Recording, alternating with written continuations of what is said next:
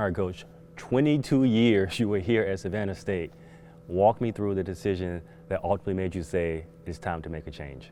It's all about timing, perfect fit, familiarity, and then a challenge, of course, to compete at the Division I level, but a challenge that I'm also up for and prepared for, based on my experience, of course, when I first got into coaching, and then experience that I received, of course, at Benedict, Voorhees, and ultimately Savannah State.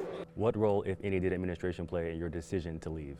The current administration has definitely been supportive. Of course, my direct supervisors, Opayo Mashariki, and then, the leadership currently now under Dr. Worrells, but they didn't play a role in this. They've been very supportive. It's definitely a personal decision, but I thank them for an opportunity to represent Savannah State University as the head women's basketball coach. When you think back on 22 years, what are some of the biggest accomplishments that you've had during that time? I give all the wins, give that credit to all the student athletes that I've coached, all the young women I have coached, and I take full responsibility, for the losses. And of course, you can always go back, reflect and review, on some of those games. But of course, the great memories really stand out. We had victory against University of Florida right here, in Tiger Arena. I always remember that win. And Georgia Southern, Demetrius Hill scoring 36 points. Of course, going to the MEAC tournament.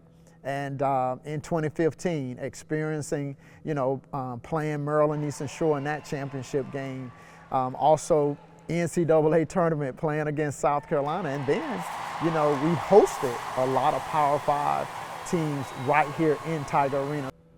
And then on the flip side, what are some areas where you maybe have some regret or things that you could have done better, or areas or games where you thought that you could have won or wanted to win?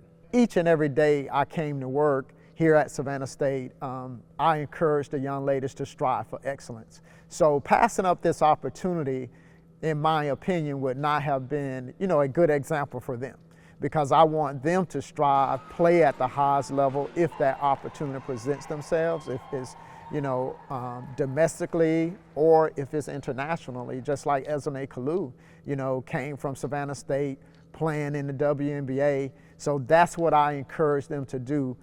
What do you think the future of this program? Do you have any recommendations on who should be the next coach?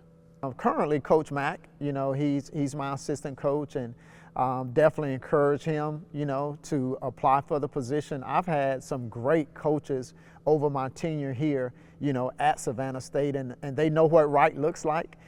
They understand, the culture, they understand the processes. And so I think any of those assistant coaches that have been under my supervision or under my tutelage, they're well qualified. And also former student athletes that I have coached. I think they'll be interested in the position as well.